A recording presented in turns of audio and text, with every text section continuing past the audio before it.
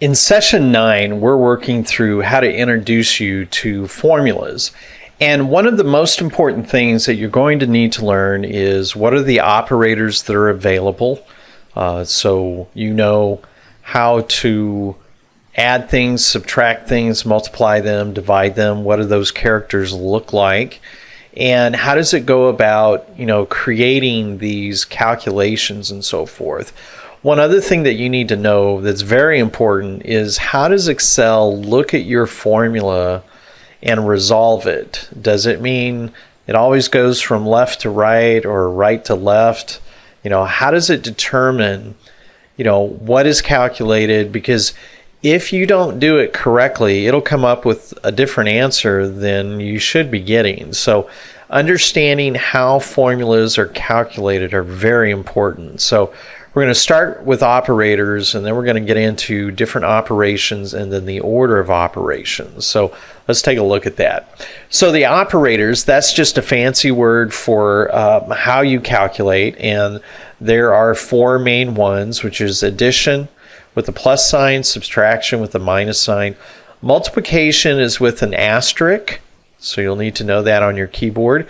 And then division is a forward slash, not a backslash, a forward slash. So it starts low here and moves forward. Okay. Now, what does that look like? Well, whenever you create a formula within Excel, it always starts with an equal sign. Okay. So when you put in equals, formula is being developed.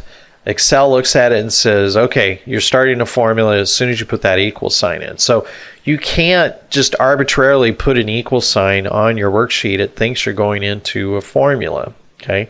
So in a minute here, I'll show you how to avoid that as far as tell it, hey, I know I've got an equal sign here, but I want you to ignore it. I'll show you a tip on that.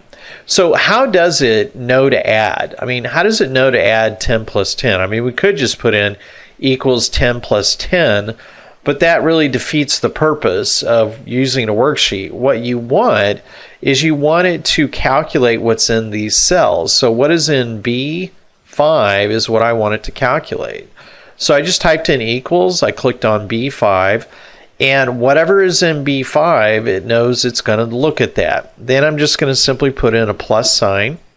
And again, I'm not giving it a number, even though I could, but mostly the purpose is to tell it to look at another cell, and I wanted to add those two cells. So when I hit enter, it calculates it as 20 because that's what's in B5 and B6. When you add them together, that's how it works. Okay, so same thing here, equals B5, but minus, C5, because I'm in the next column. Very important to notice.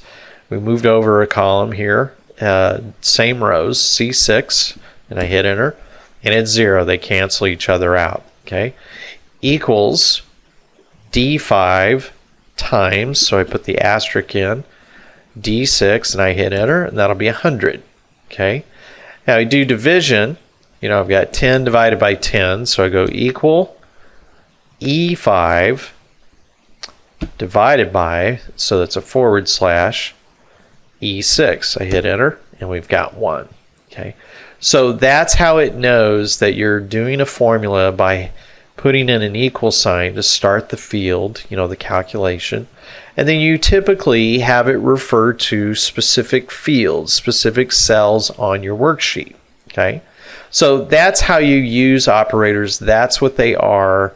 That's what they look like, and that's how you work with them. Now, the next part of that is different because it's not just about our operators, but what order do you have them in? Plus, it introduces two other types of operators that exponentially is somewhat of an operator. Parentheses is not. You're just really grouping a part of the calculation. So what does this mean? Well, when Excel looks at a formula, the first thing it looks for to resolve, meaning to do the calculation, are parentheses. So in your formula, if you have a parentheses anywhere in it, it goes to it first. Okay. Now, if you have multiple parentheses, and here I'll fix this here, it always looks at it from left to right. Okay, so this would be the direction that it always goes, and it looks for parentheses first. So if you had a parentheses early and late, it would do the first one that's to the left, and then it would skip everything else and find the next parentheses and resolve that one. Then after parentheses, it looks for exponentials, to the power of. And then it looks for multiplication or division.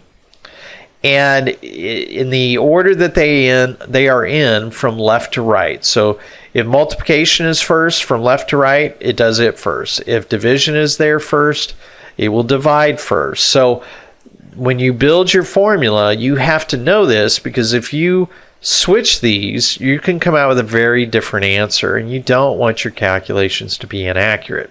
So after it does parentheses, exponentials, exponents, or multiplication or division, then it looks at addition and subtraction. Again, from left to right, it just depends what order they're in your formula. Okay, so I created a formula down here at the bottom, and I left off the equals sign because I didn't really want it to calculate yet. I just want to show you what would happen if you had a formula and it looked like this: 2 plus 3 times 5 divided by 2 times parentheses 8 plus 6. Okay, so what would be the first thing that it resolves? Well, the first thing it looks for is parentheses. So it'd be 2 plus 3 times 5 divided by 2 times 14, because, it's going too fast here. There we go. Because it has to resolve the parentheses first. And then what's the next one? Well, no more parentheses. There's no exponentials in here. It's looking from left to right for a multiplication or division sign. So 2 plus 3, that's not it, but here is one, 3 times 5. So I'm down here. So it needs to resolve that because it's the first one in the order. So it'll be 2 plus 15 divided by 2 times 14. Well, the next one is divided, so 15 divided by 2. So we have 2 plus 7.5 times 14. So the last thing it's looking at is multiplication over addition. So it's going to multiply 7.5 times 14, and then you get 2 plus 5, which will equal 107. Okay. Now, if you were to take this out, 2 plus 3 is 5, times 5 is 25, divided by 2, okay, is what? 12.5 times 14. So if I have 12.5 and I have 14, and I do equals this times this, I get 175. So do you see how much off I am? Now, if you're doing financials or estimations, I mean, you're in big trouble. So you had better, understand how the order of operations works, what those symbols are like, and how it reads it as you're working through, your formulas, and you develop them. It's going to be very important to learn these things.